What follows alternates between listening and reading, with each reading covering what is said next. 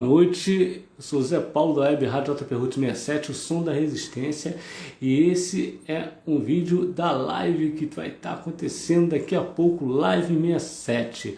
Live 67, que é um programa da Web Rádio JP Root 67 que sempre traz assuntos que estão em pauta na sociedade, falando sobre racismo, preconceito, combate, a essas práticas, homofobia e tudo mais. Porém, hoje o nosso assunto vai ser referente a algo bem diferente do que é de costume aqui na rádio. Hoje eu vou estar falando sobre a tanatopraxia. Não adianta você me perguntar porque eu não sei o que é, mas a convidada que vai falar sobre isso, ela sabe muito, tanto que ela é instrutora Josiane. Eu já vou estar convidando ela para falar sobre a tanatopraxia. Vou convidar ela aqui, ela vai aparecer para a gente e vai esclarecer o que é a tanatopraxia. É só você aceitar, Josiane. Já está enviado o convite.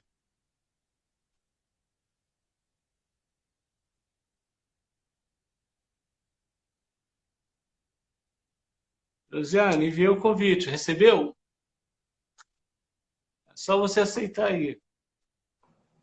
Oi, Oi, boa noite. Muito obrigado pela sua presença, habilitando esse programa. Um tema bem diferente do que é o costume da rádio. Eu estava falando para a galera aqui que vai ver esse vídeo depois, né? Normalmente a web rádio ela tem por nome ser a Rádio da Resistência, ela representa a luta contra preconceito de todas as formas, né? Mas eu achei interessante, a partir do momento que eu vi um vídeo seu falando, né, o olhar de quem trabalha com a morte, que me chamou a atenção, e achei um tema bem interessante para ser discutido hoje, no dia dos mortos, nos dias de finados, porque todo mundo quer ir para o céu, mas ninguém quer ir morrer, né? Quando fala em morte, o pessoal, meu Deus, bate na madeira, aquela coisa toda. E eu achei esse tema muito interessante. Né? A tanatopraxia, eu, né, fui lá ver no Google, estudei, pesquisei, né, que Thanos, tanopraxia quer dizer que é uma etimologia grega, se não me engano, que é do deus, questionar? um deus da morte, deus da morte, se não me engano, e a praxia é prax também, é uma etimologia grega, que é a prática do dia a dia. Juntou tanopraxia. E é o teu trabalho.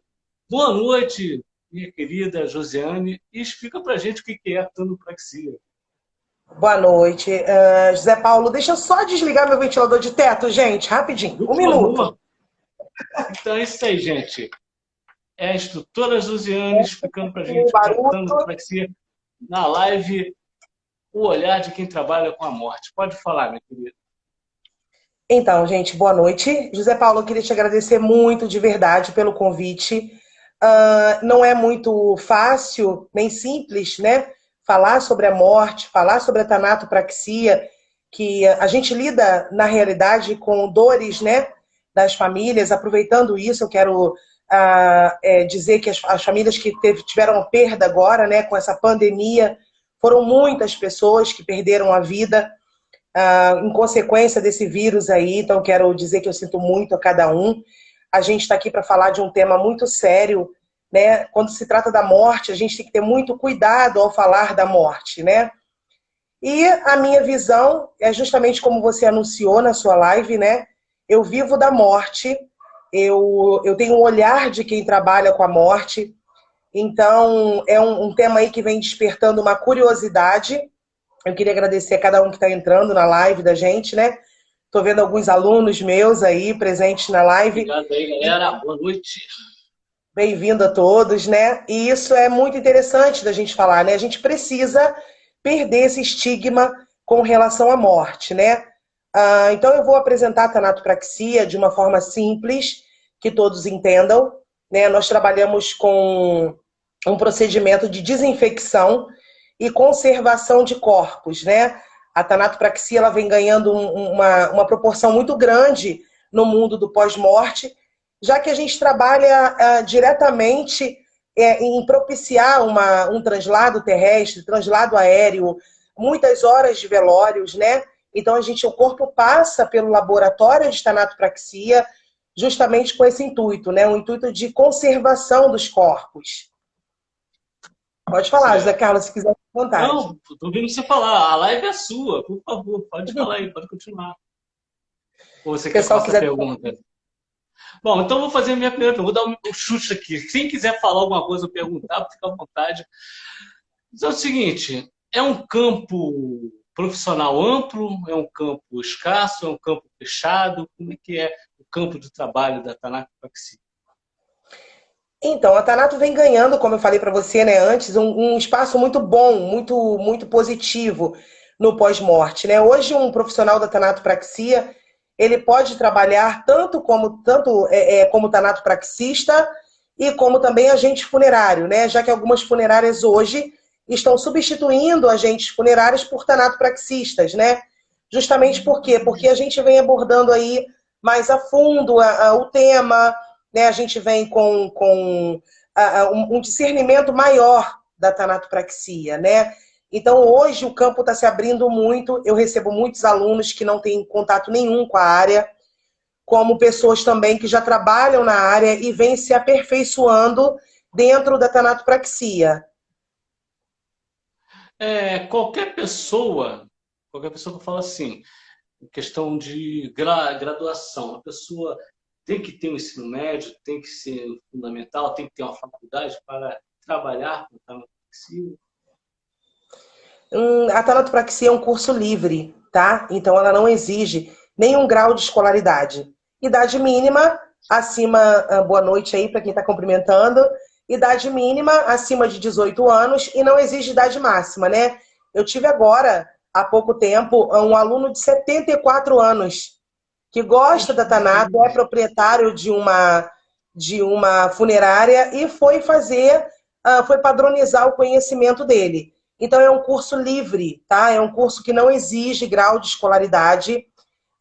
Segundo grau, muitos me perguntam, né, principalmente no TikTok, onde eu sempre faço lives. Mas eu só tenho quinta série, sexta série. Gente, não tem exigência de escolaridade, não, tá? É um curso livre, qualquer um pode fazer. É o que eu costumo falar, né? A gente não escolhe. No pós-morte, a gente é escolhido. A realidade é essa. Mas a tanatopraxia é uma profissão que abraça aí pessoas que sonham em entrar para a área. Lembrando que tanatopraxia não é necrópsia, tá? A necrópsia é um curso, a necrópsia é o estudo da morte, né? Isso é o exame que se faz aprofundado no estudo da morte. E eu costumo dizer assim, a necrópsia é a razão e a tanatopraxia é o coração, né? Então o corpo segue para o IML para fazer o exame da morte e depois ele vai para a tanatopraxia para fazer a conservação. A gente faz restauração facial, tratamento em corpos em estado de decomposição.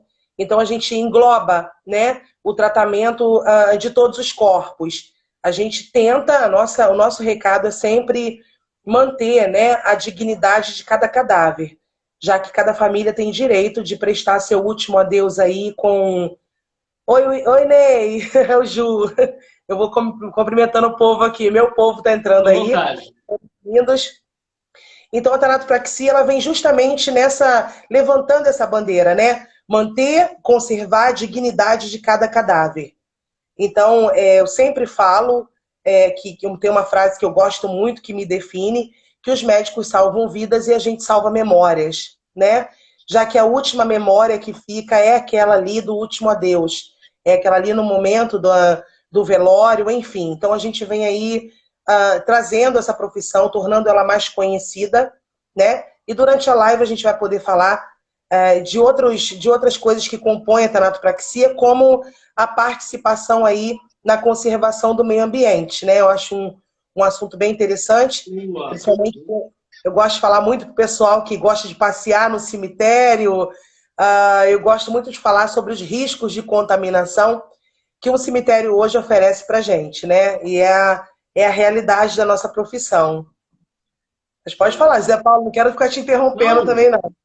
a live é sua, tá entendendo? Eu tenho perguntas, como, por exemplo, quando que a Josiane resolveu trabalhar com isso? Por que resolveu trabalhar? O que despertou? E quanto tempo você trabalha com isso? Então, eu já venho da área da saúde, né? Eu fiz técnico de enfermagem, eu fiz patologia clínica Eu durante sou algum tempo. patologia clínica. Eu sou da Top. patologia clínica. É muito bom, né? Eu Eu conheci a enfermagem através da patologia. Então, depois de um tempo da minha vida, eu fiquei meio estacionada e eu gosto muito de falar sobre aquela fase que a gente passa na nossa vida, né? Até uma coisa meio que particular, mas tem uma fase da nossa vida que a gente passa entre aquela parábola lá da águia e da galinha, né? Nós somos águias e durante um tempo a gente acha que a gente está ciscando, a gente está por baixo, depois a gente descobre que a gente pode voar. E a tanatopraxia me trouxe isso. Com muito orgulho, eu sempre digo que eu tenho 5 anos dentro da minha área. Oi, Mai! 5 anos dentro da minha área, tá? Eu entrei para a tanatopraxia, na realidade parece que foi um reencontro, né? A sensação que eu tinha, que eu sempre tinha feito isso. E as pessoas me indagavam muito, mas trabalhar com morto, vai trabalhar com cadáver, o que você vai fazer? Você vai maquiar defunto? Como eu já ouvi isso, né? Como eu já ouvi pessoas diminuindo a minha... Boa noite, Gomes. Gente, sejam bem-vindos. Como eu já ouvi isso na minha vida, né? Mas você vai maquiar defunto, a nossa profissão não é essa, né? A gente tem uma coisa muito a mais que isso. Eu tive agora na... Obrigado, Milena. Eu tive agora em Minas Gerais, governador Valadares, e eu cheguei a contar para os meus alunos e para o pessoal que me acompanha no TikTok, que a gente simplesmente no sábado, no primeiro dia de aula, a gente se deparou com uma família inteira, né, mãe e filho, primeiramente, que sofreram um acidente e vieram a falecer. Então a gente vê o quanto a gente tem responsabilidade nisso, né? No último adeus, em fazer uma restauração, em propiciar um velório com dignidade. Então a tanatopraxia vem muito em cima disso, José Paulo. Eu achei interessante você me convidar para a live justamente nesse dia que para alguns é um dia de tanta tristeza, né? A gente sabe que quando o Dia dos Mortos ele surgiu, veio do povo asteca e esse povo ainda comemora, né? A gente não. O Brasil, a gente não tem muito essa cultura. Boa noite, Pax Maitinga, boa noite.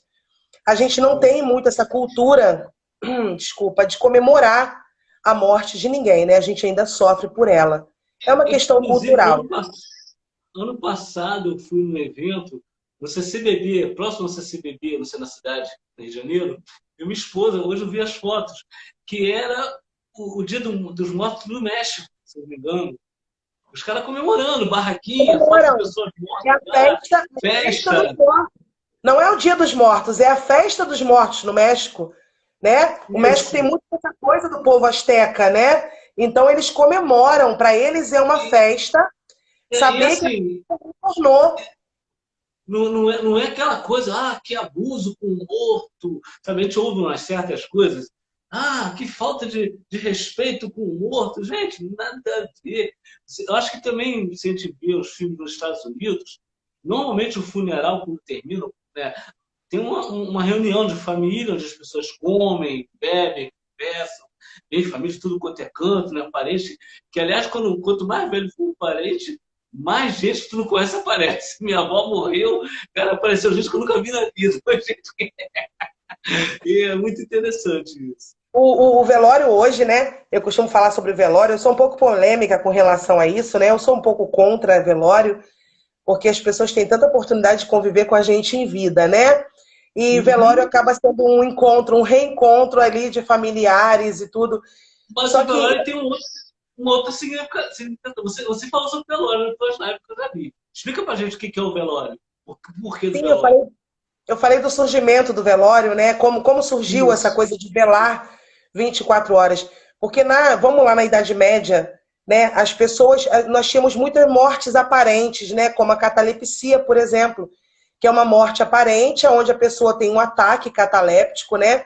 E ela fica com batimentos cardíacos, com sinais vitais, quase imperceptíveis. Então, antigamente, o que acontecia? Quando uma pessoa falecia, como tinha muitos casos, pessoal aí que está online, que assistiu aquele filme A Freira, né? Tem um momento que o padre cai dentro de uma sepultura, não é isso? E depois ele toca um sino. Então tinha muito isso. Na Idade Média, as sepulturas tinham sinos. Justamente para quê? Porque era uma preocupação dos familiares, quando sepultavam, se aquela pessoa realmente não estava morta, ela tocaria o sino e daria tempo de desenterrar, vamos colocar assim, né? De retirá-la de lá. E o velório, ele veio, claro, a partir da palavra vela, né? Porque antigamente nós não tínhamos luz elétrica, então seria um velório, uma homenagem prestada à luz de velas.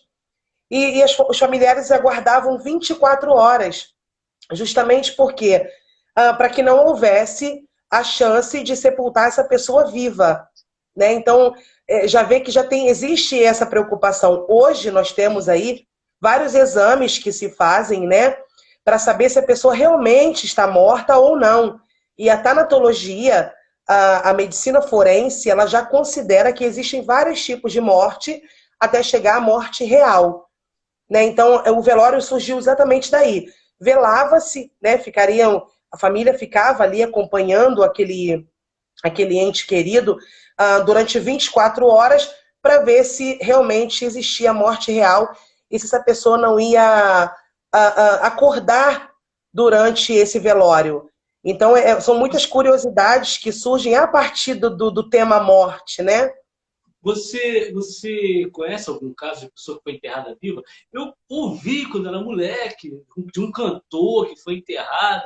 Depois, quando foram ver, o corpo dele estava em outra posição.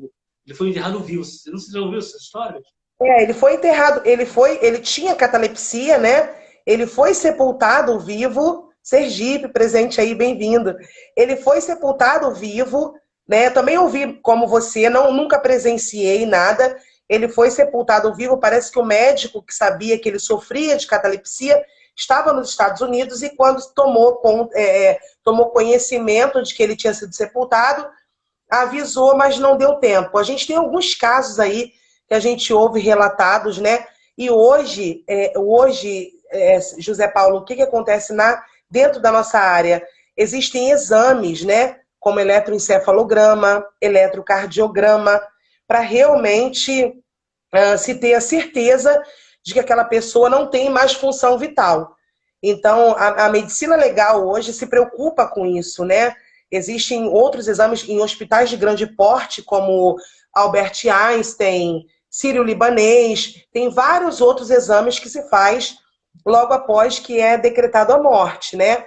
Mas o pessoal aí que perde um ente querido, pelo menos um eletroencefalograma, tem como pedir o eletrocardiograma, né, que é mais prático, em UPA, por exemplo, tem como pedir para que seja constatada a morte real daquela pessoa e possa seguir para o velório, para o sepultamento. Engraçado que como eu lido com a morte, principalmente nas lives do TikTok, as pessoas se preocupam muito com isso, né? Meu Deus, mas se eu for enterrada viva? Existe toda essa preocupação aí em volta disso, né? Mas hoje é bem mais difícil de acontecer, né? Hoje é bem difícil acontecer, né? Com a tecnologia que se tem. Exatamente. Hoje a gente não tem tantos casos assim, né? Mas alguns anos atrás a gente tinha bastante mesmo. Uma coisa que eu quero te perguntar é que eu sempre às vezes vejo em filme acontecer. O cadáver, o morto, ele tem movimento involuntário, às vezes até senta a cena, eu já vi filme que o defunto sentava, epa, eu já fica, que isso, gente? Isso acontece, mesmo é lenda, é conversa. Então, alguém colocou aqui, né? Vivo na Ilha do Marajó, só um minutinho. Josiane, meu tio foi sepultado vivo na Ilha do Marajó. Quando resolveram desenterrar, ele tinha quebrado o vidro do caixão. Nossa, gente. Primeiramente, sinto muito pelo seu tio. Não sei se deu tempo de desenterrá-lo em vida, né? Pelo que parece, não. Mas é um caso muito complicado, né? Você imagina aí o desespero. Lembrando que a catalepsia, mesmo que a pessoa esteja com os batimentos cardíacos muito baixos, né? Que a gente chama de bradicardia, ele está ali ouvindo. Se ele estiver com o olho aberto, ele está vendo, mas ele não consegue se comunicar. É uma paralisia que acontece no corpo, né? Então é bem triste porque a pessoa vê tudo o que está acontecendo com ela, mas ela não consegue reagir ali naquele momento. Então a catalepsia é bem complicada. É bem complicada mesmo. Zé Paulo, você me fez uma pergunta. Se mexe ou não se mexe? Ah, sim, isso que eu ia te falar. Você fez a pergunta, acabei lendo aqui e me perdi. O que acontece com os cadáveres são espasmos, né? Geralmente na tanatopraxia, quando o corpo vai pra gente, ou ele já está algumas horas no morgue do hospital, né? Lembrando aí que morgue é um lugar que se coloca óbitos, né? Pessoas mortas. Pessoal que tem mania de brincar aí, eu tô morgado. Lembrando que morgado é morto, destituído de vida. Não sabia disso. Cansei de falar, já não vou falar mais isso. Não uso mais essa palavra, não gosto que usem perto de mim, sou chata. Não falo mais isso. Como a gente sabe, né, que a palavra tem poder, então vamos lembrar que morgado, né, quem está em estado de morgue é quem está morto, né, quem não tem vida. Então, logo após a morte, alguns minutos depois da morte, pode acontecer esses espasmos, né, que são movimentos involuntários. Eu vou tentar explicar de uma forma simples. A gente tem algumas substâncias que dão energia para o nosso corpo, né? Então, dão energia para quê? Para a nossa musculatura se movimentar. Eu preciso ter energia para essa musculatura movimentar. E a gente chama ela de ATP, né? Trifosfato de adenosina. Então, quando acontece a morte, é muito simples. Assim, José Paulo, você já viu uma cena quando acaba a luz numa cidade? Você já reparou que vem andando como se fosse uma onda? Sabe quando as luzes vêm apagando, acabou, corte de energia, mas as luzes vêm apagando como se fosse uma onda. É assim que acontece com o corpo, né? Então, vai acontecendo a parada vital, algumas células ainda estão ali em atividade, e quando elas começam a parar, pode ser que haja esses movimentos involuntários. A gente vê aí... Você já presenciou? Oi? Você já presenciou? Não, eu nunca presenciei. Por quê? Porque o corpo, quando vai pra gente no laboratório, ele já esteve algumas horas no morgue, ele já esteve algumas horas no IML, então a gente não presencia. Acontece muito isso no momento da morte, né? Houve a morte, foi decretada, então o pessoal de saúde geralmente presenciam mais. Algumas pessoas do IML, alguns técnicos que vão fazer ali o exame da morte no local do óbito também presenciam, porque acontece minutos depois da morte, né? Então eu não chego a presenciar. Quando eu recebo esses corpos, eles já têm uma certa hora de falecido, né? E eu recebo justamente para fazer a conservação desse corpo de acordo com a necessidade dele. Ó, Josi, eu tenho um corpo aqui que é um embalsamamento, só vou sepultar daqui a 30 dias. Aí eu vou ali e faço o procedimento adequado naquele corpo. Mas eu não presencio muito espasmos, não. É que a morte, ela, em volta dela, gira muitas coisas, muitas superstições, né? O cadáver chora, a unha cresce. Aquela história de que eu conheci uma pessoa que morava perto do cemitério em Botafogo, e o cemitério era no fundo da janela dela, ela saía, via o cemitério, Eu conheço, ela via aqueles foguinhos saindo da terra, né, falando que saía tipo uma chama. Isso é real mesmo? Acontece? Sim, o fogo fato, né? É o boitatá, que a gente conhece como boitatá, né? Esse fogo, ele não acontece só em terrenos de cemitério. Terrenos pantanosos, onde tem o chorume, também acontece, né? É um material, é uma reação química.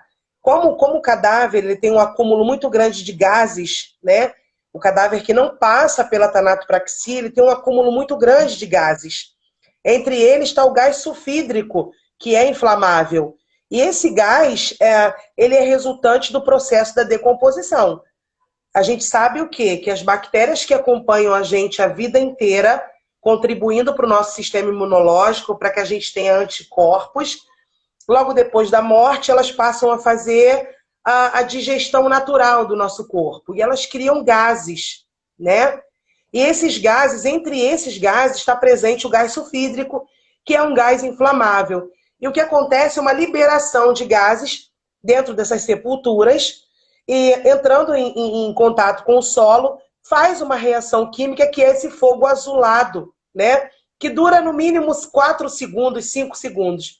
E as pessoas começaram a acreditar no boitatá, por quê? Porque elas falavam, esse fogo corria atrás delas. Só, gente, que esse fogo não corre atrás de ninguém. Né? O que acontece com o fogo fato é que você se desloca, então o ar vai se deslocar e a sensação que tem é que esse fogo está atrás de você. Daí surge o boitatá. É onde eu sempre falo, quando a gente tem um conhecimento científico, a maioria desculpa, a maioria das nossas superstições, elas vão embora, né? A gente ouve muitas coisas sobre cadáver. Nossa, mas ele respirou, a mão dele ficou mole durante o velório, a barba cresce, a unha cresce. Gente, não cresce nada num cadáver, tá? Ele não tem vida, ele não tem função vital. E o que acontece é que o corpo desidrata. Ele segue uma sequência natural da morte e ele desidrata. É onde a gente tem o risco de quê? Da lágrima que escorre, né? Aí, quando você tem a mão inchadinha, como a minha, que sou gordinha, se eu desidrato, desce, né? A parte da pele se contrai. Vai parecer que tá grande. Você fez a barba de um cadáver, de uma pessoa, e ela veio a óbito. Quando ela desidrata, ela faz o quê? Ela disseca, né? Vai parecer que a barba cresceu, mas é porque desidratou. Então, são muitas coisas que vêm aí em volta da morte, né? O pessoal quiser deixar pergunta, não tá subindo nada para mim. Agora que Para mim subiu. também não. E eu não consigo nem ver. O meu fica apagado nessas horas. Desculpa aí, tá, gente? O pessoal. Alguém perguntou alguma coisa? Acho que não. Porque eu tenho pergunta aqui. Posso fazer? Pode, claro. Então, você falou aí quando o corpo não passa pela tanatopraxia, né? Você disse isso. Então, duas perguntas. A primeira é, por que não passa? E segundo, qualquer família tem acesso a isso? Assim, é uma coisa sociável? Ou é mais para a pessoa de classe média alta por cima, por cima de baixo? O pobre não tem como solicitar um serviço de tanatopraxia? Tá, beleza. Vamos. Não deixa eu esquecer a segunda pergunta, mas enfim, vou tentar guardar aqui no meu HD. Não lembro. Hoje não são todos os cadáveres que passam, tá? Daqui a um tempo isso vai ser uma lei, eu tenho certeza absoluta. Hoje no Rio de Janeiro, nos grandes cemitérios, como o cemitério de São João Batista, cemitério do Caju, por exemplo, para se velar uma pessoa que tem 24 horas de falecido, precisa passar pela tanatopraxia, tá? Lembrando que é uma desinfecção que nós fazemos no corpo. Hoje nós temos aí, José Paulo, várias patologias que podem desencadear numa contaminação durante o velório. Não é isso? A gente, aqui no Brasil, eu vou falar a nível de Rio de Janeiro, mas Brasil, porque eu estive no Nordeste, eu vi como eles prezam fazer o último adeus a uma família.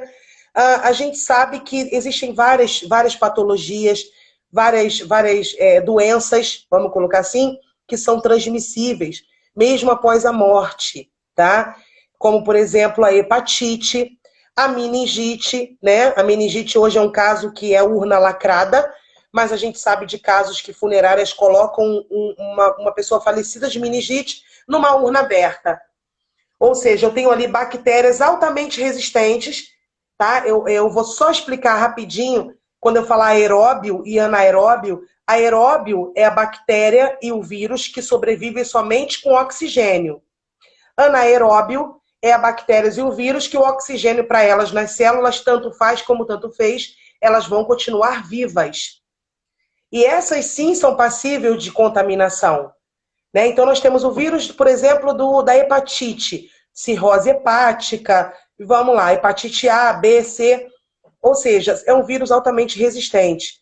Uma pessoa que falece sai diretamente do hospital, né? E vai para a funerária, não passa pela desinfecção, não faz a tanatopraxia, ela é colocada em velório.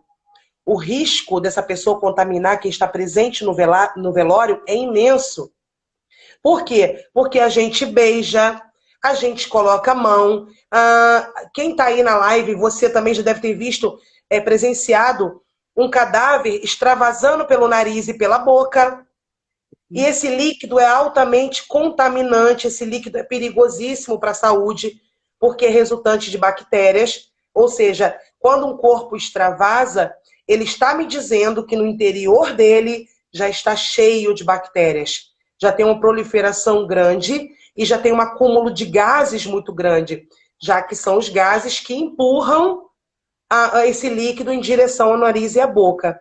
Então, a tanatopraxia, ela impede que isso aconteça, né? Eu coloquei aqui o sistema circulatório, nós fazemos uma desinfecção a partir do sistema circulatório.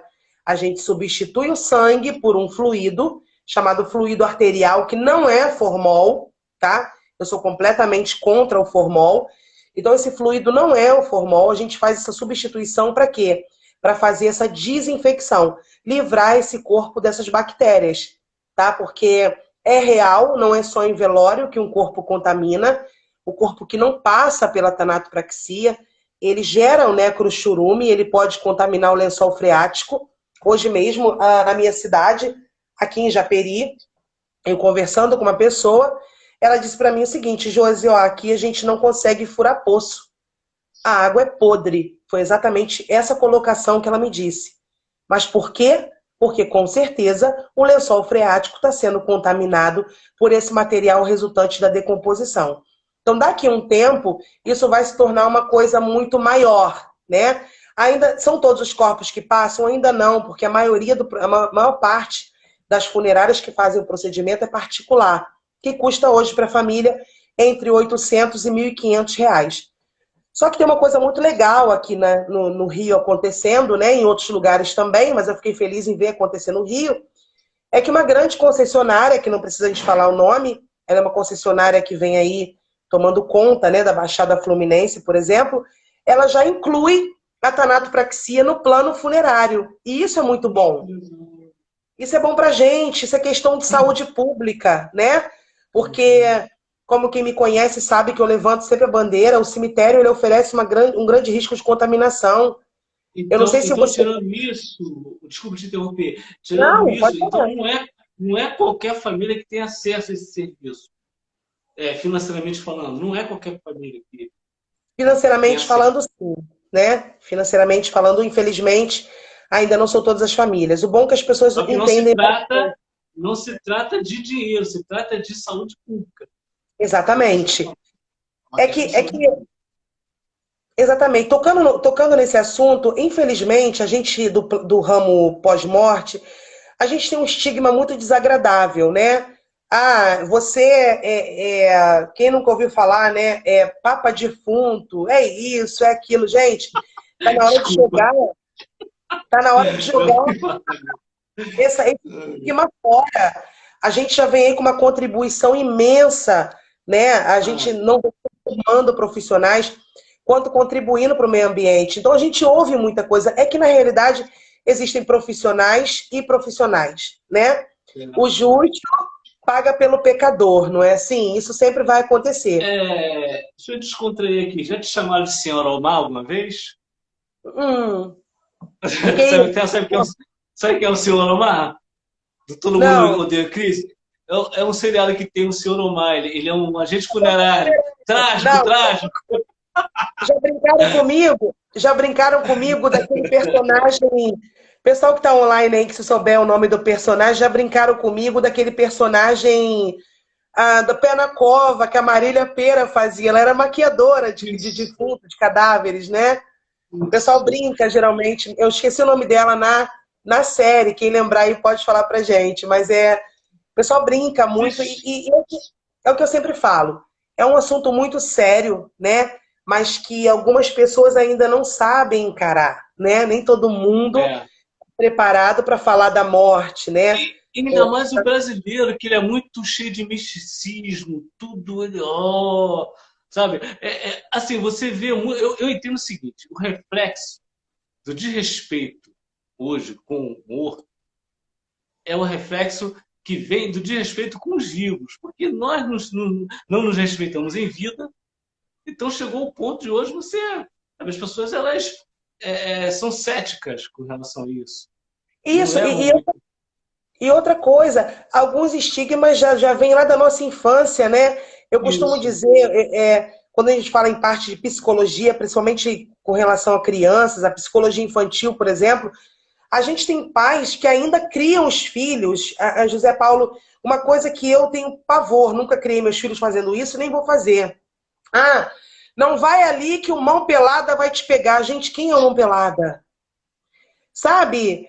Não vai ali, que ali tem uma mula sem cabeça. A gente criou, algumas pessoas criam uma geração doente, né? Uma geração com medo de tudo. Aí você pega uma pessoa que faleceu, olha, fulano vai vir te pegar. Isso é muito complicado, né? Porque a gente acaba criando toda essa... Eu tenho pessoas, eu morei um tempo no Paraná e também ministro curso na Bahia, as pessoas veem um carro funerário, elas se benzem, né? Então ainda tem aquela coisa de... Ainda tem aquela coisa assim... Desculpa, tá? Não, tranquilo. As pessoas têm medo, elas têm medo da morte, né? Muitas pessoas têm medo da morte. E aí você chega para falar sobre um assunto que cria tanto estigma, né? Você chega para falar sobre a morte, as pessoas às vezes falam para você, sai cruz credo. Então, o que eu falo, né? A gente não tem que jogar pérolas para porcos, como dizem, porque tem pessoas que têm simplesmente pânico. Ah, eu não aperto a sua mão, eu não vou te abraçar, porque você trabalha. Eu brinco, né? Falei, gente, eu tomo banho, então pode me abraçar. Pode... Mas as pessoas têm medo disso, né?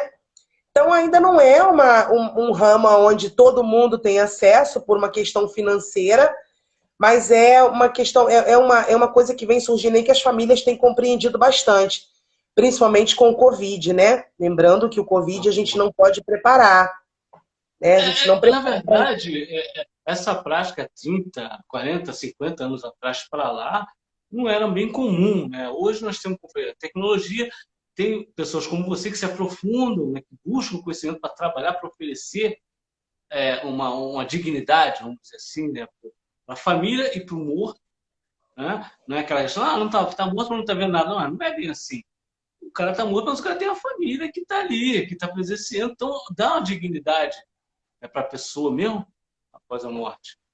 Sim, é o que eu sempre falo, né? Às vezes você receber um corpo, né? Receber um corpo para tratamento e depois de tudo, a família, algum familiar chegar para você e falar, nossa, parece que ele está dormindo, nossa, ele está em paz. Isso é muito bom para a gente, né? Porque a gente sabe como chegou para a gente sabe o trabalho que a gente executou. Alguém perguntou aqui, a Ju, já negaram comer sua comida por isso? Ô, Ju, vou te falar uma coisa. Se negarem, ótimo. Não, Ju, de verdade, a gente brinca assim, tem uma parte de descontração, é claro que eu levo minha profissão muito a sério, mas, Ju, se alguém negar, é bom que sobra, né? Para mim, é gente preconceituosa. E Falando dos nisso, preconceituosos, tô correndo. se fizer alguma coisa gostosa, me convida que eu vou. Tá? Tá Deixa eu certo. falar uma coisa, José. Fernanda, obrigada. Qual o perfil para a pessoa trabalhar com a tanatopraxia? Não é qualquer pessoa. Eu não encaro, estou sendo sincero. Por mais conhecimento que eu tenha, um cara com 53 anos já está cheio de coisa na cabeça. Eu não sei lidar com a pessoa morta, não vou saber. Então, sério, não é preconceito, não é. Eu não saberia lidar com isso. Então, qual é o perfil da pessoa para trabalhar com tanatopraxia? Perfil, eu acho assim, é o perfil ideal para uma pessoa trabalhar com a morte. Quem me conhece, quem foi meu aluno, sabe muito bem como eu sou, sabe muito bem das minhas chatices, entre aspas, chatice que eu digo para você o quê? José Paulo, eu tenho ali na minha mesa a pedra mais preciosa de uma família, né? Eu tenho aquilo ali para mim é um diamante, eu encaro dessa forma, né? A família está lá fora, eu tenho um corpo na mesa, né? Eu tenho um corpo na mesa aguardando um tratamento. A minha oração, a oração do tanatopraxista diz o quê? Eu não sei o que a mão dele lutou e eu também não sei o que os olhos deles viram. Então me resta o quê? Respeitá-los, não é isso? Eu sei que tem uma família sofrendo, eu sei que eu tenho que fazer meu procedimento da melhor forma possível. E quando um profissional escolhe essa área, eu espero que ele tenha pelo menos empatia. Não faça aos outros o que você não gostaria que fizessem com você. Não é isso? Então, se uma pessoa tem empatia, eu costumo dizer que A gente não escolhe o pós-morte, é ele que escolhe a gente. Tanto que eu tenho alunos aí de todas as áreas que você pode imaginar. Eu tenho um aluno que agora está trabalhando na área e ele era mecânico, ele simplesmente fechou tudo e falou, não, eu quero trabalhar com isso. Então, numa certa época da nossa vida, há um chamado, né? Então, para a pessoa, como você perguntou, qual o requisito para a pessoa trabalhar com isso? Empatia, respeito, né? Nós temos aí o crime, depois se você quiser falar sobre vilipêndio de cadáver. Nossa, alguém falou aqui agora, ó. Josi, fala sobre vilipêndio, Paulo de Maintinga. Paulo, meu querido, Paulo foi meu aluno. Então fala aí. Entrei no vilipêndio agora e o Paulo entrou. É muito interessante a gente falar. Não sei se no Instagram tem como compartilhar a live. Tem? O pessoal quiser compartilhar. Se a galera quiser aí, tem um aviãozinho, aí, pum, o aviãozinho vai abrir várias pessoas. Compartilhado. Quem quiser, compartilha aí, gente, por favor. Então, o vilipêndio de cadáver, né, é o artigo 212 do Código Penal Brasileiro. Ele vem falando sobre o crime contra o cadáver, né? Ele vem falando sobre vilipendiar. Vilipêndio é o quê? Tudo que você faz com dolo, ou seja, com intenção de denegrir, intenção de menosprezar, né, um cadáver. Lembrando que o vilipêndio ele se tornou conhecido, Paulo, lá no Cristiano Araújo, né?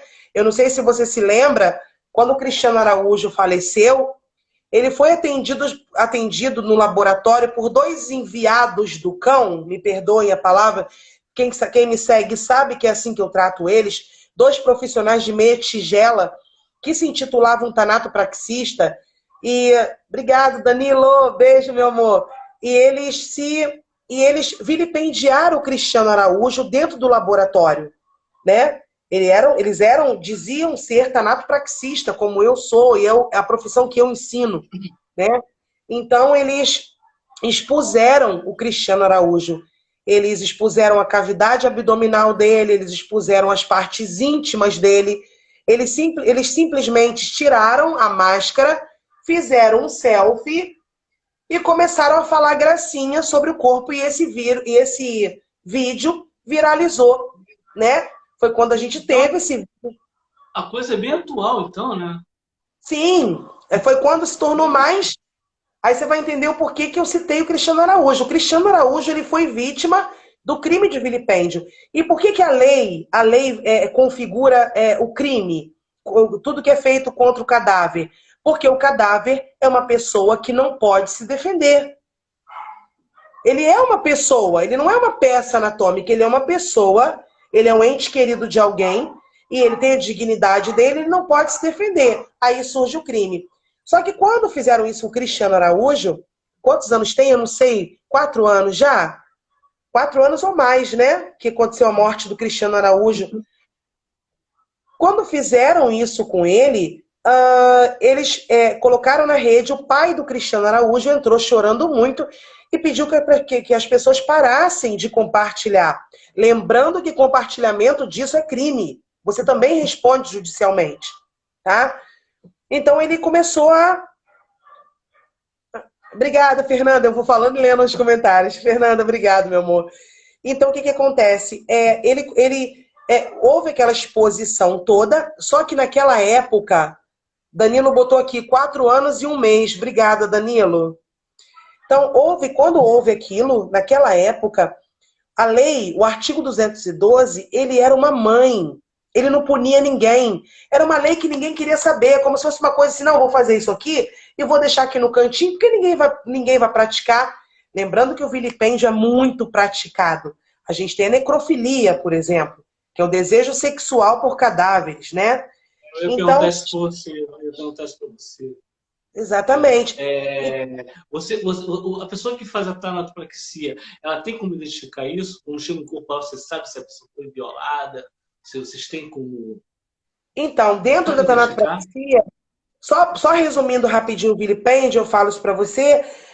Então, o vilipêndio, gente, é o artigo 212 do Código Penal, que diz que tudo que você faz com dolo, com intenção de denegrir, menosprezar um cadáver, se configura em crime, tá? E não é só o cadáver. As cinzas, material resultante da cremação, E o esqueleto também do cadáver não pode ser vilipendiado. Lembrando que é por forma escrita, por gestos, tá? Ou pela fala. Você pode enquadrar uma pessoa dentro do crime contra o cadáver, tá? Com relação à necrofilia, José Paulo, não tem como identificar, né, com tanta clareza, porque isso acontece há pouco tempo. Agora foi descoberta uma rede onde existiam vários necrófilos ligados à área do pós-morte. Obrigado, gente. O pessoal colocou que foi há 6 anos, tá? Então, tem 5 anos que a lei foi reformulada. Então, com relação à necrofilia, houve agora uma investigação da Polícia Federal e foi descoberta até um grupo, parece que se chamava Festa no IML, que se tratava do crime de necrofilia, né? Desse desejo sexual, desejo de violar o corpo dos cadáveres, né? Isso para mim é uma monstruosidade. É uma coisa que a gente fala, chega a causar uma estranheza na gente. Lembrando... Eu não consigo imaginar uma coisa dessa. Lembrando que uma pessoa após a morte, né, minutos depois da morte, começa uma proliferação muito grande de bactérias. Tem 2 subprodutos da decomposição, chamado putrescina e cadaverina, né? A cadaverina, principalmente, vamos chamar ela de bactéria, ela é um subproduto comedora de carne, tá? Lembrando que, além do crime de vilipendiar, uma pessoa dessa pode se expor a se contaminar com o material resultante aí da decomposição, né? É mesmo o material que tem lá no cemitério, para aquele pessoal que gosta de ir lá passear, sentar, comer no cemitério, né? Lembrando que a gente... Tinha uma galera, o pessoal gótico, né, que ia para o cemitério beber vinho, namorar e mais coisas, que tem esse hábito, né? E assim, sendo um pouco desse campo, você que fala que quer concluir uma coisa dentro disso? Não, tranquilo. O salário de um tanatopraxista é atraente? Não precisa falar valores. Não, vou falar. Eu gosto de falar sobre isso, que o pessoal sempre pergunta muito, né? Mas e o salário? É aquilo que eu te falei. Primeiramente, quem quer entrar na área tem que gostar muito da área, né? Como eu amo muito o que eu faço, um dia eu escutei de alguém falar para mim assim, mas amor não enche barriga. E eu sempre falo uma coisa, José Paulo, amor não enche barriga, realmente. Mas o amor impulsiona. Você amar o que você faz, você não vai acordar aquele dia e falar, nossa, eu tenho que ir de novo. Não é isso? Você acorda e vai fazer uma coisa que você ama. O salário inicial, geralmente, a pessoa que faz o curso e começa trabalhando como auxiliar, por exemplo, varia de 1.600, né, a 2.000. Aqui no Rio já se paga 2.500, 2.800. E se você trabalha numa área, num laboratório onde paga por comissão, consegue variar aí entre 1.600 a 4.000 reais, tá? Depende da área. Tem aquele acréscimo de salubridade? Salubridade, adicional noturno. Tem pessoas que trabalham 12 por 36, 24 por 48, e assim vai, né? Vai aumentando de acordo com a sua carga horária. Mas é uma profissão que, acima de tudo, te exige amor, né? E eu sempre falo, trabalhar com a morte é aprender a viver, porque a morte ensina muito a gente a viver, né? Hoje eu tenho vários alunos que me procuram com problemas de depressão, ansiedade, e que acabam encontrando no pós-morte uma razão para viver. Eu acho isso muito legal. Você já trabalhou o corpo de alguém importante assim na sociedade? Ou você já trabalhou no corpo de algum parente? Como é que foi isso? A Thaís colocou aqui, ó, Thanato me salvou da depressão. Que bom, graças a Deus, né, Thaís? Thaís é uma pessoa maravilhosa que eu conheci, nem conheço pessoalmente, a gente conversa bastante, vai ser minha futura aluna. Já tive bastante casos, não posso falar, né, por uma questão de ética, casos famosos na televisão, né, casos principalmente criminais, e que já passaram pela gente, sim. Então é complicado, mas assim, independente do caso ou não, né, José Paulo, é o que eu sempre falo, todos eles precisam ser tratados com respeito, né? Tem alguns profissionais que julgam pela causa da morte, né? Mas esse aqui morreu, mas matou, mas eu não tenho nada com isso, não me cabe o julgo, né? Se eu trabalho no laboratório fazendo o procedimento naquele corpo. Eu não posso julgá-lo pelo que levou ele à morte, né? Eu tenho que tratar o corpo da melhor forma possível. E pessoas conhecidas da família, amigos, já aconteceu isso também? O pessoal me pergunta muito. O pessoal me pergunta muito sobre isso, né? Mas você prepara a gente conhecida, então. Eu tenho uma coisa muito triste para mim, que para mim é triste, né?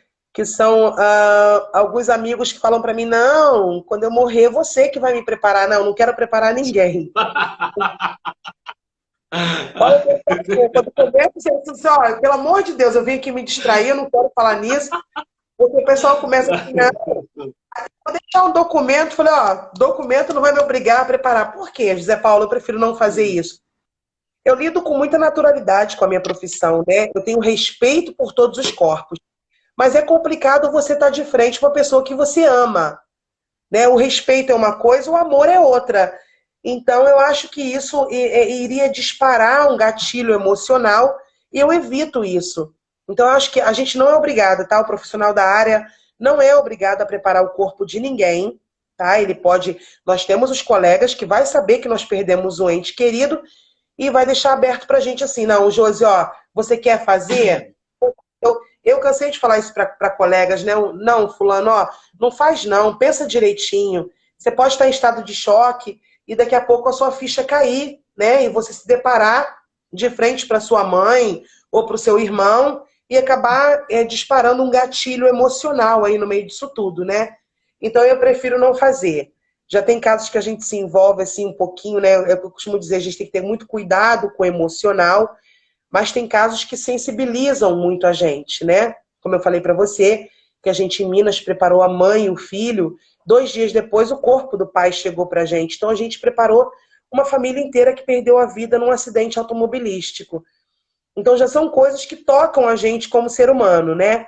E se eu puder não preparar o corpo de um amigo, a Ju botou aqui, eu já brinco, se for meu cliente, dou desconto. Não, sem desconto. Sem desconto, Ju, pelo amor de Deus. Então, eu sempre falo com meus amigos, começam, não, você vai me maquiar. Falei, gente, não, deixa isso quieto, porque é uma grande responsabilidade, né? Trabalhar hoje com a morte é uma responsabilidade muito grande.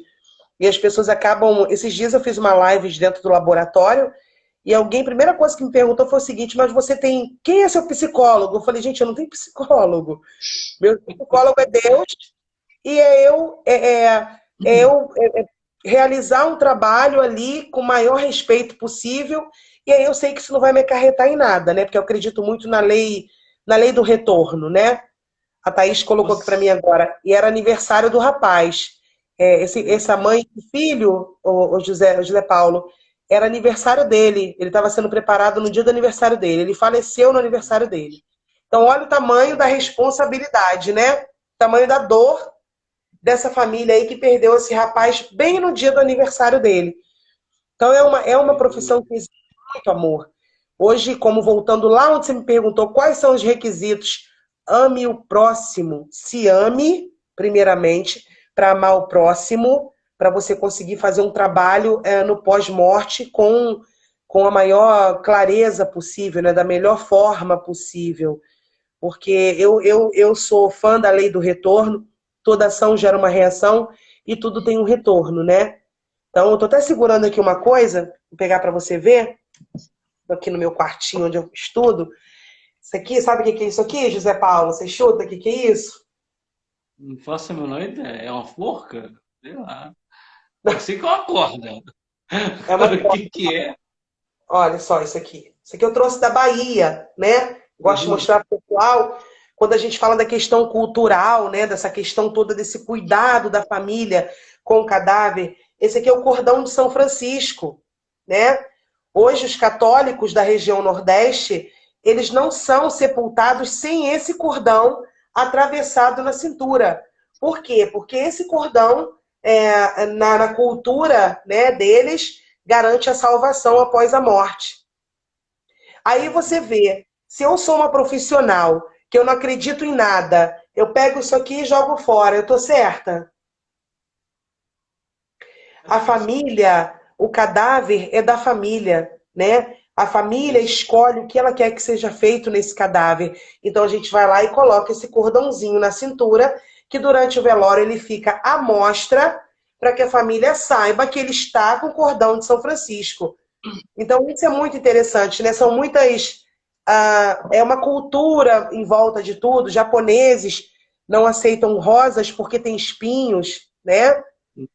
Os chineses oferecem comida, queimam dinheiro durante o velório para que a pessoa tenha uma riqueza na outra vida. Então é muita coisa. Bom, eu quando morrer, eu sempre falo que eu quero festa, eu não quero chororô, vim pra galera, tá entendendo? Bota um reggae, Bob Marley tocando ao fundo, é o que eu quero. E como não somos amigos, acho que se eu tiver dinheiro você vai fazer o procedimento para mim. Entendeu? Vou fechar aqui. Não somos amigos ainda, estamos nos conhecendo, então... Agora falando sério... Um cantor, um cantor famoso, tem um cantor famoso aí, né, que é amigo nosso em particular, o pessoal da Agnos. Lembrando, gente, que eu ministro o curso na Agnos, né, que é lá em Taboão da Serra, depois eu vou passar tudo direitinho, é em São Paulo. É um instituto de tanatopraxia Agnus Dei. Tem um cantor famoso aí, muito conhecido, que ele já conversou, né, e ele já deixou tudo certinho comigo, como ele quer que seja. Ele cria cachorros, né, então, depois em particular te falo quem é. Ele cria muitos cachorros, ele quer um velório, ele quer a urna dele no chão, né? Tem um nome o velório dele, não é carnavelório, não, é alguma coisa assim. Ele quer festa também e quer a urna dele no chão para que os cachorros dele tenham acesso ao corpo dele. Então ele já deixou tudo especificado. Então vai de cada um, né? Como você está dizendo. Eu também já fiz meus planos de tudo meu, quero tudo certinho. Deixa eu te perguntar uma coisa, eu vi um vídeo seu hoje, interessante, que eu fucei tudo lá para saber as coisas para perguntar, né? E você falou uma coisa assim, agora é bem sério, né? Negócio de mercado negro de corpo, de partes do corpo, né? De órgãos. Rola isso? Então, você deve ter visto a parte onde eu falo, do vídeo que eu explico, que as pessoas me perguntam muito, né? Ah, vocês retiram órgão, vocês vendem órgão, gente. Uma que o órgão de um cadáver só serviria se fosse para estudo, né? Como peça anatômica. Mas eu sempre falo, não, a gente não retira nada porque isso é crime, né? Tanto que se eu recebo um corpo que vem do IML, por exemplo, na hora que eu vou reabrir, que o corpo vem do IML, a gente reabre para fazer o tratamento ali nas vísceras, né?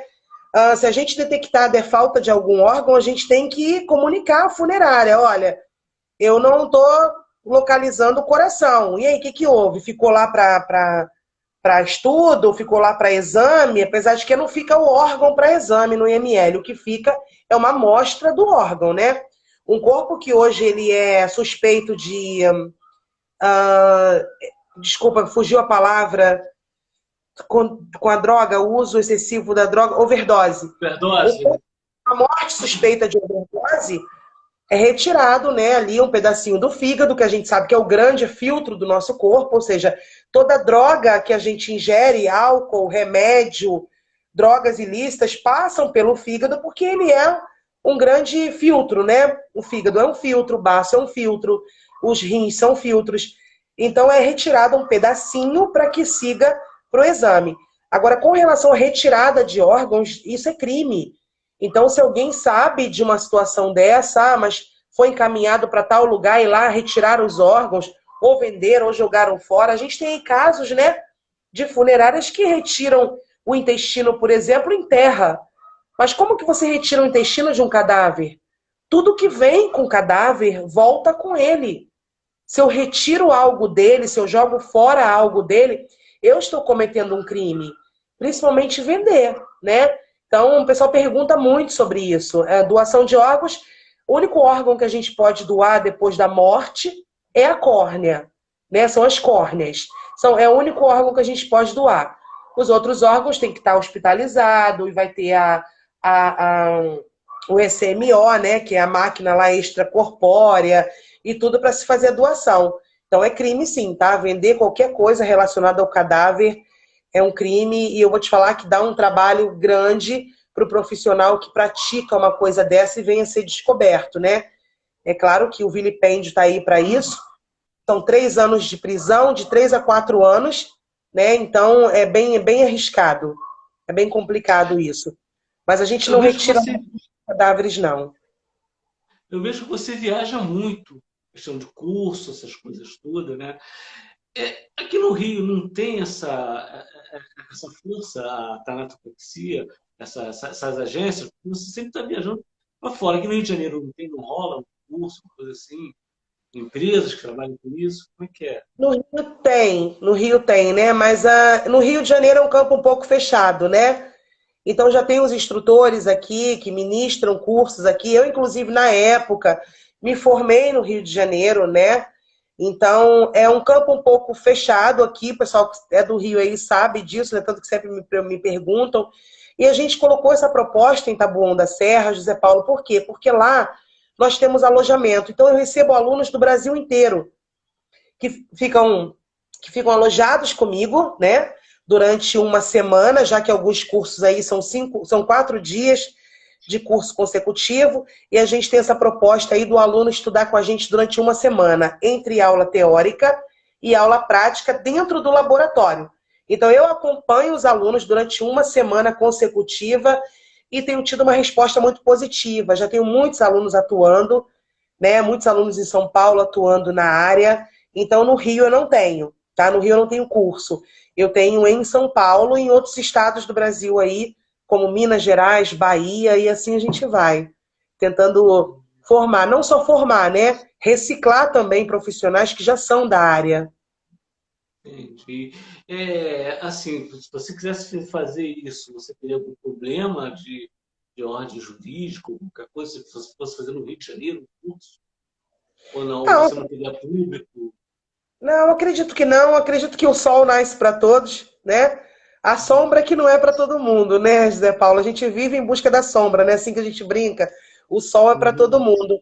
Mas acredito que não. Quem sabe futuramente seja um plano da Agnus Dei ah, vir fazer a diferença no mercado. O Rio de Janeiro precisa disso, precisa de pessoas que venham fazer a diferença, precisa de pessoas que respeitem da forma certa os cadáveres, o pós-morte, né? Então, isso não me impede em nada. Quem sabe um dia a gente venha com um projeto para cá e coloque uma um Instituto Agnus Dei aí no Rio de Janeiro, né? Rio de Janeiro é grande, tem espaço para Você, todo mundo. você tem alguma religião? Você professa alguma religião? Você é espiritualizado em alguma coisa? Então, eu tenho como base, né? Eu venho de berço evangélico, mas eu gosto muito da doutrina umbandista, né?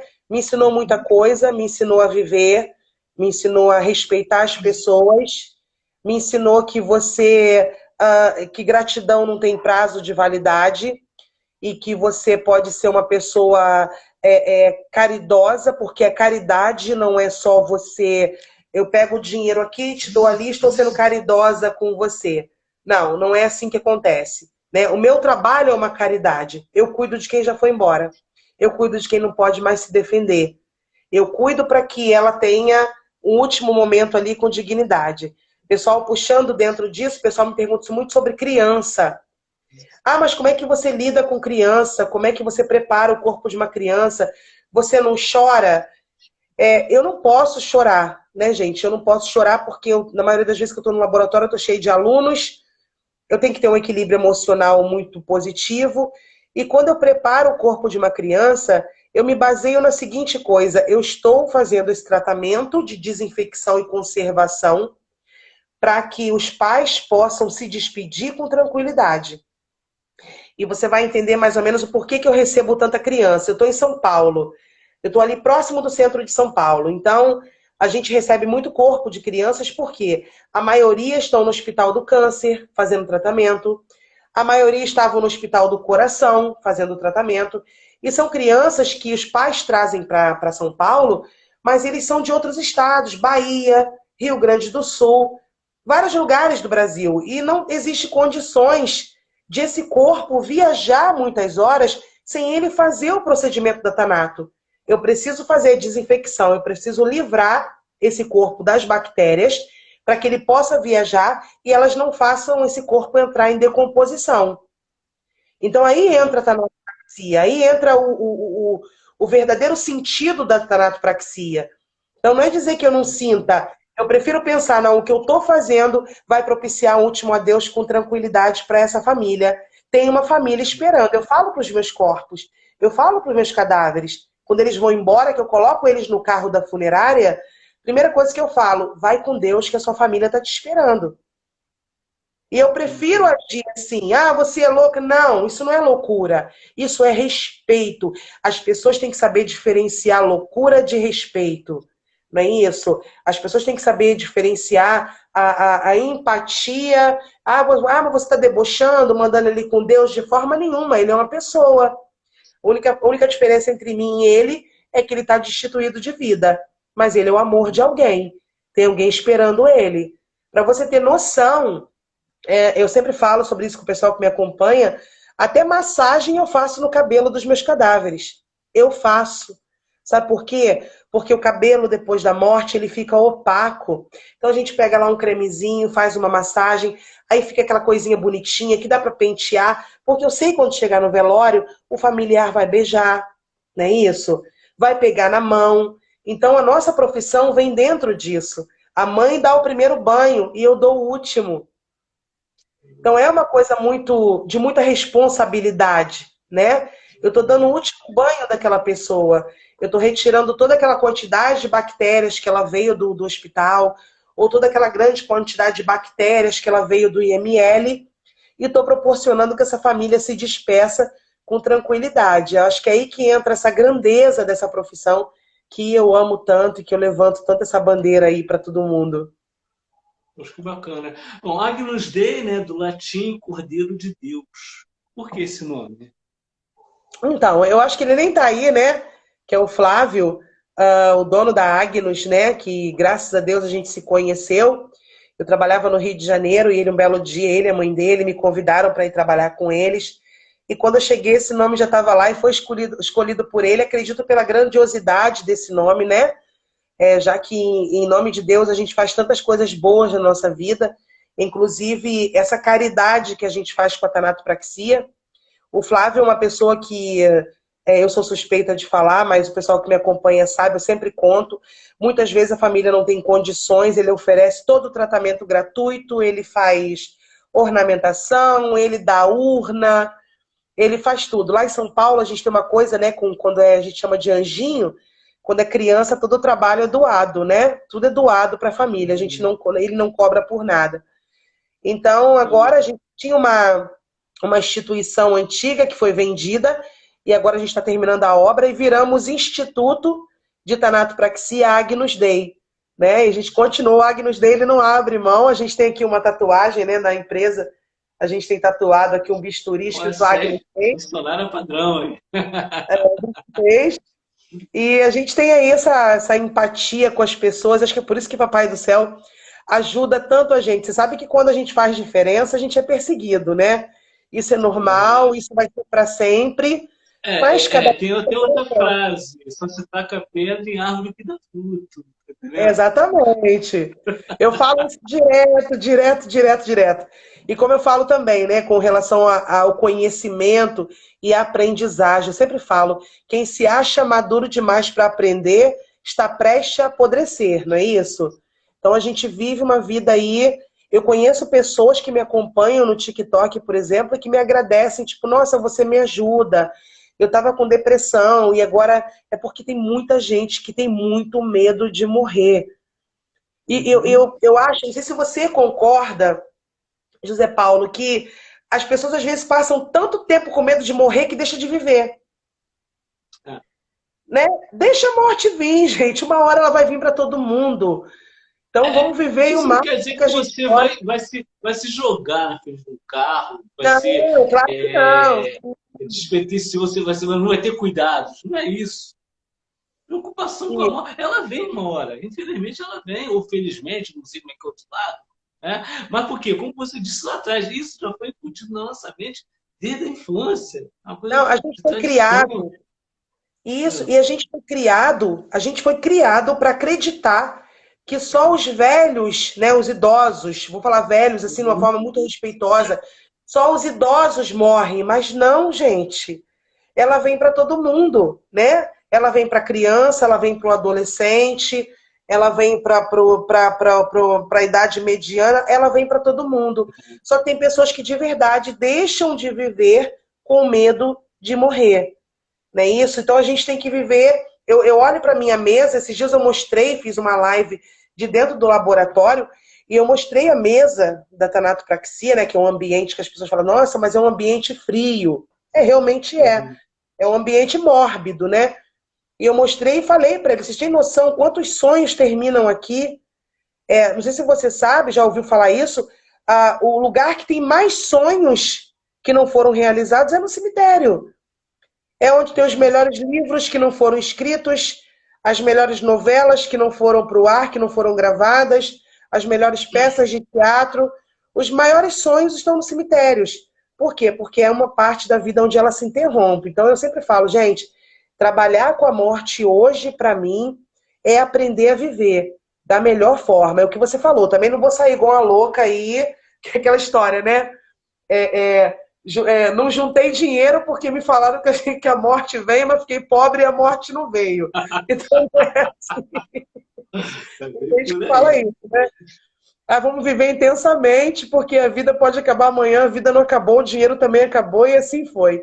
Mas, assim, é uma questão muito, muito interessante essa do pós-morte, né? Principalmente da tanatopraxia. Hoje a gente faz restauração facial, por exemplo, de corpos que passam por acidentes automobilísticos, todos os tipos de acidentes que você pode imaginar, né? Corpos carbonizados, por exemplo, eu sempre falo nas minhas lives, né, que eu recebi um corpo de uma moça que foi carbonizada por uma coisa tão grotesca, tão boba, né? É simplesmente o fato de reclamar do som alto com a pessoa vem com um pote cheio de álcool, joga e risca um fósforo e taca fogo na pessoa. Então, quando a pessoa pensa, mas você é fria, você lida com criança? Sim, eu lido com todos os corpos, mas tem uma coisa que me deixa muito desestabilizada, é covardia, sabe? É morte por motivo bobo, né? Nós tivemos lá em São Paulo um grande caso aí de televisão da criança espancada até a morte. Meu Deus, você tem noção o que é ver uma coisa dessa em cima da mesa? Enquanto ela tá quando eu vejo o corpo, eu já sei que não tem mais sofrimento. Mas e quando a gente vê as fraturas, imagina cada sofrimento ali naquele momento. Então a gente tem que ter uma estabilidade. Voltando lá na sua pergunta, o profissional que quer, eu aconselho, faça. É uma profissão que não exige escolaridade. É uma profissão que você aprende a ser um ser humano melhor, mas tem que ter uma estabilidade psicológica. Porque se a gente não tiver, tem um momentozinho ali.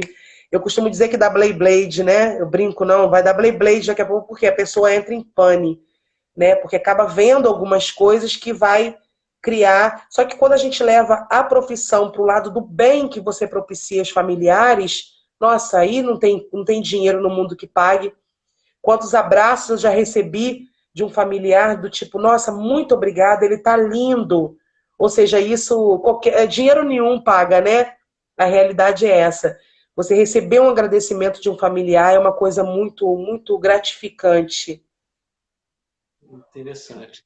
A Bom, Simone colocou aqui, você tinha que ministrar um curso no Rio, quem sabe, Simone? quem sabe um dia. Os Bom, daqui a pouco a comentários, gente vai caminhar para... os comentários não estão Oi? subindo, os comentários não estão subindo pra gente, aí o O chat meu também tá ali. parado aqui. É só pessoa entrando, entendeu? E eu não consigo ver quase nada, porque a minha tela é pequena.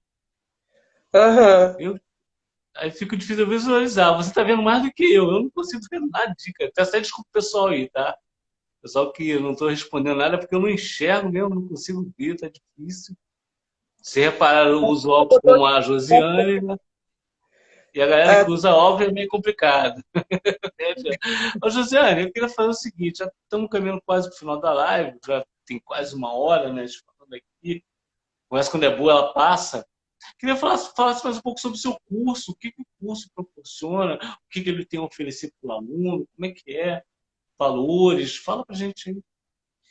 Tá, o curso é um curso de tanatopraxia completo e avançado. né, que a gente vem aí com várias técnicas inovadoras no tratamento de corpos. Lembrando que tanatopraxia é um processo de conservação e desinfecção.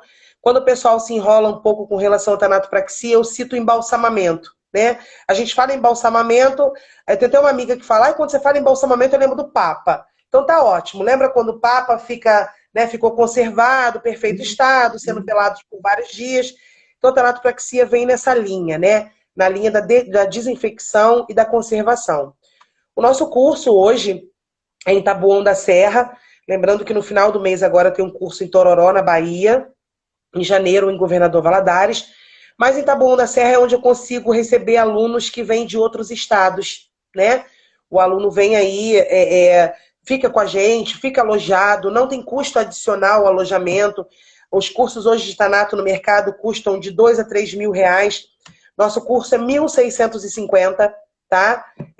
Ou 1.750 parcelado no cartão. O aluno é acompanhado por mim. Nesse valor está incluso alojamento, material didático, carteirinha do tanatopraxista, tudo incluso. E também o acompanhamento por mim, né? Eu acompanho durante 7 dias esses alunos dentro do laboratório, porque o nosso laboratório é próprio. E o pessoal que se interessar me chama no direct, eu passo tudo certinho. Mas lembrando que não tenho no Rio, tá, gente? Por enquanto, em Taboão da Serra, São Paulo. Tá? Uma estrutura muito top. O pessoal fica bem, bem à vontade lá com a gente. Poxa, que bacana. Agora surgiu uma pergunta aqui interessante. Você falou em questão de cinzas. A pessoa que vai ser cremada, ela tem que passar pela tanatopraxia também? É necessário? Então, José Paulo, é muito simples entender a necessidade da Tanato partindo do princípio que, se uma pessoa for velada por muitas horas, também dependendo da patologia, ela precisa do procedimento, né? Já que meu procedimento vai propiciar o quê? Que ela não extravase, né, líquido por nariz e boca, que não crie gases, que não entre em decomposição, porque a gente sabe que minutos depois da morte começa o processo de decomposição. Então, geralmente, a pessoa vai cremar, por exemplo, né? Mas vai cremar, só que vai cremar lá em São Paulo. Já precisa tanato. Já precisa por quê? Porque um corpo não pode transladar sem a tanato. Vai chegar lá em estado de decomposição. Vai chegar lá em estado de putrefação. Então, tem que passar. Então, mesmo com a cremação, vai depender de quantas horas a família vai velar aquela pessoa. Passou de 12 horas do óbito, vamos fazer a tanato. Por quê? Porque vai precisar fazer a conservação para que haja esse velório de uma forma tranquila, né? Muitas pessoas são cremadas, mas falecem no Rio e vão ser cremadas no Rio Grande do Sul.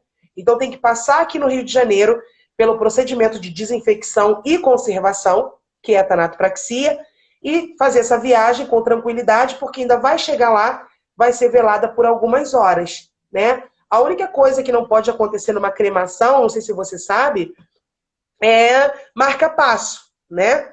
Uma pessoa que usa marca-passo, o marca-passo tem que ser retirado, senão simplesmente explode o crematório.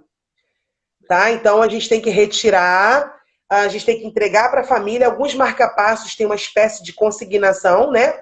É devolvido para o hospital, outros não, mas a gente precisa retirar. Prótese pode deixar que é tranquilo. Uma vez que o corpo crema, as próteses vão ficar lá e na hora de retirar os restos, né? Porque a gente sabe que o corpo não vira cinzas completamente. Ele ainda fica alguns pedaços, né? Ele ainda fica alguns pedaços que passa por uma centrífuga, aonde o material resultante é a cinza. Então vai depender muito do forno crematório. Tem fornos crematórios que o crânio fica inteiro. Aí ele é retirado pelo técnico ali, pelo funcionário, vai ser retirado todo o resto, todo pedaço de osso, aí vai ser separado. Ó, aqui tem um pino, aqui tem uma platina, separa tudo. Pega só os ossos, passa por uma espécie de centrífuga e tem ali aquele material resultante que pesa de 2 a 3 quilos, que são as cinzas, que hoje aí a gente pode fazer 1 milhão de coisas, inclusive até mesmo diamantes com as cinzas dos falecidos, né? Poxa, que legal.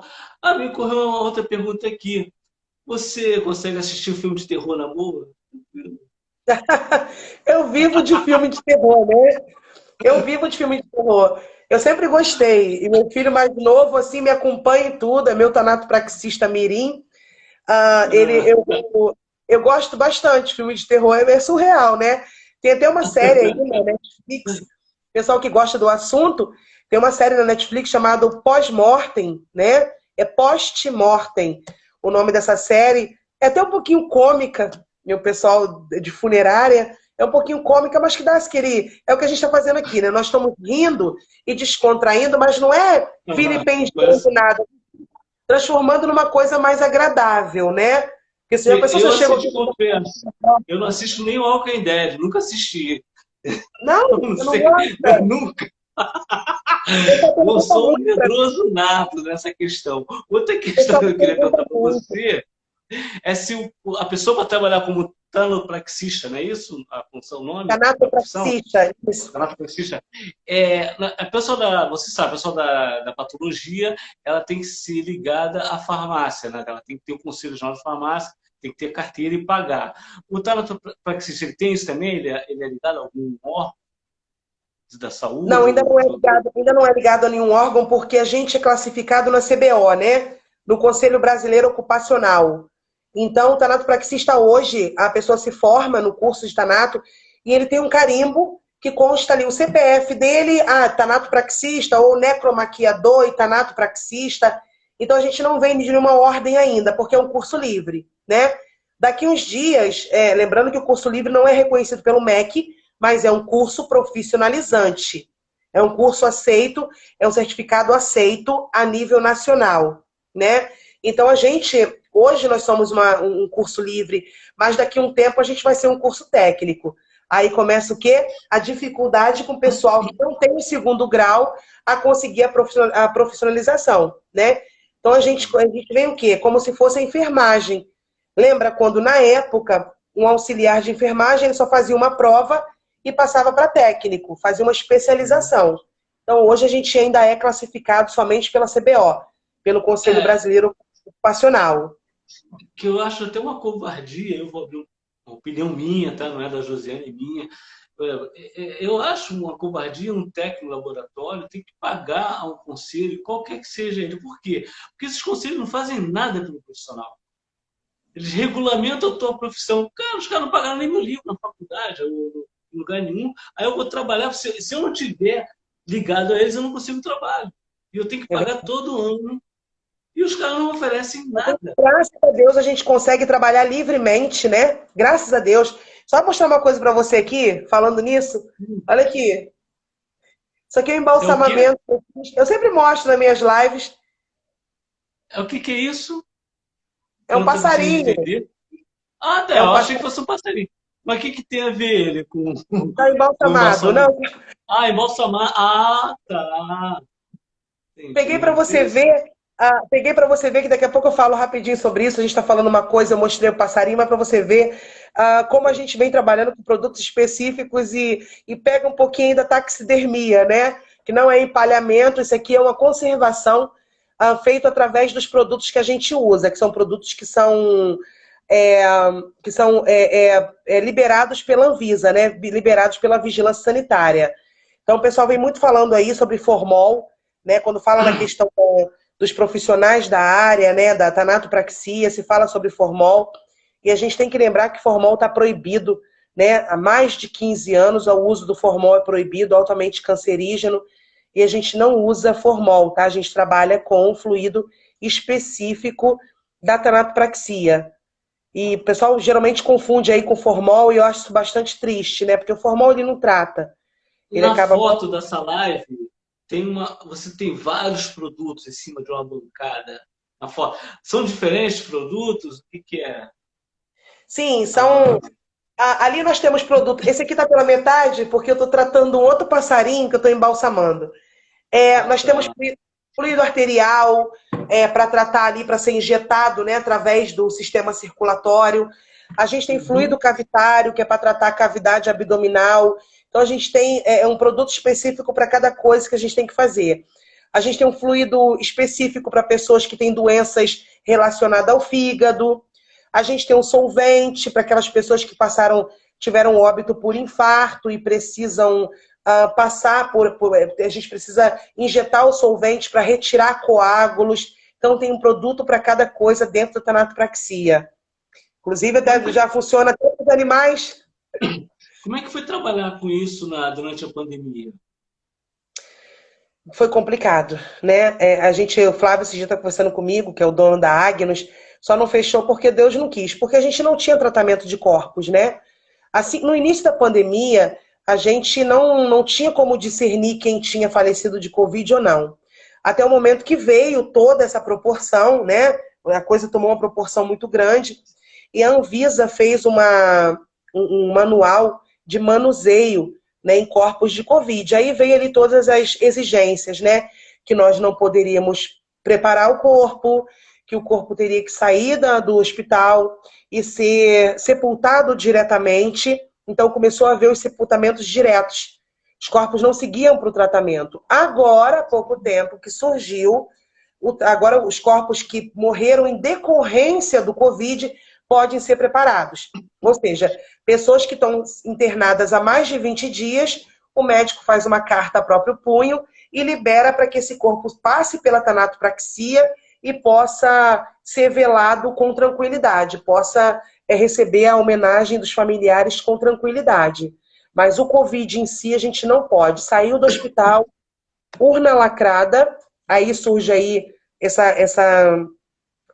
o assunto da contaminação do cemitério. Você imagina quantas contaminações, né, que surgiu a partir aí dessa decomposição, desse necrochurume, que é o material resultante da decomposição. Então surge aí uma grande preocupação do CONAMA, né, que é o Conselho Nacional do Meio Ambiente, com relação a esses corpos que não foram preparados e que entraram em decomposição aí, e que tem que pedir a Deus para que o lençol freático não seja superficial, porque senão há sim uma grande contaminação por esses corpos aí, tanto no solo do cemitério quanto no lençol freático. Então é uma participação grande aí no meio ambiente, a tanatopraxia, né? Certo. Bom, eu vou encerrar essa live, né? Infelizmente o papo tá bom, mas para não ficar maçante, cansativo, você tem seus Sim, afazeres amanhã, e nós estamos vivos, né? Graças a Deus, mas verdade. temos os nossos afazeres no dia seguinte.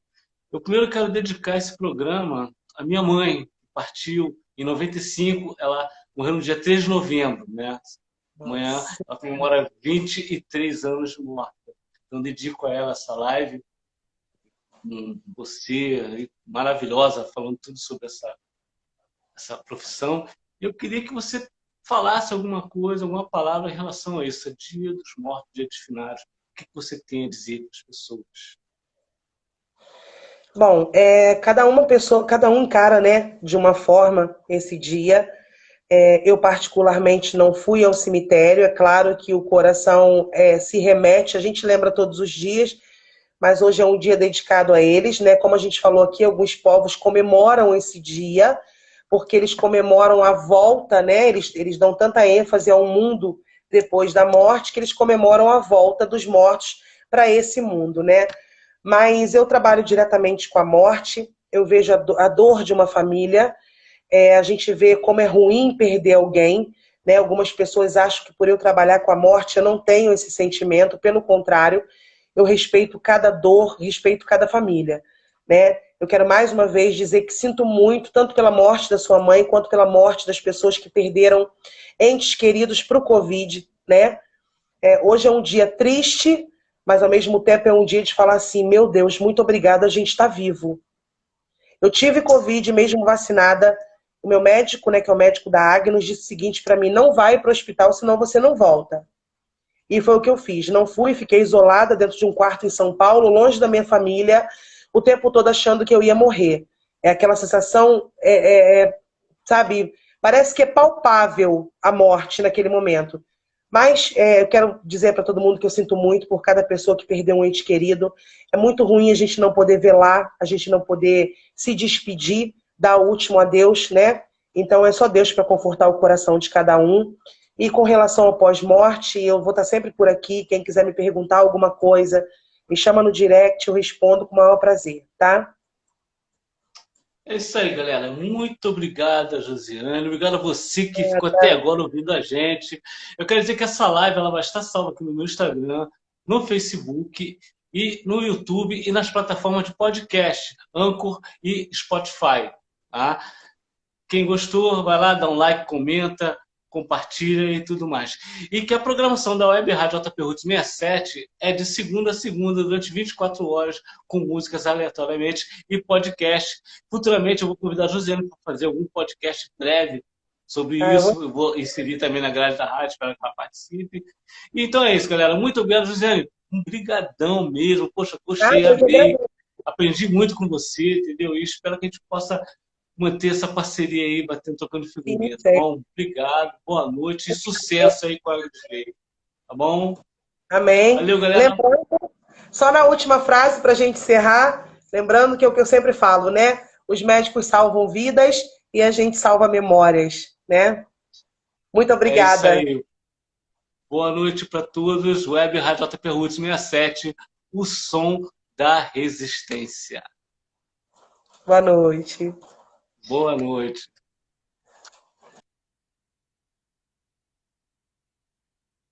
Valeu, galera. Obrigado aí a todos que apareceram. Valeu. Lembrando que essa live vai estar salva no YouTube, no Instagram, no Facebook da Web Rádio JP Roots 67. É só você dá o seu like se você quiser. Segue a gente nas páginas, se inscreva no canal e nos ouça no Spotify ou na plataforma Anchor Podcast. E de segunda a segunda você ouve na zeno.fm/jproots67. Vai lá no Google e digita zeno.fm/jproots67 e ouça o som da resistência de segunda a segunda.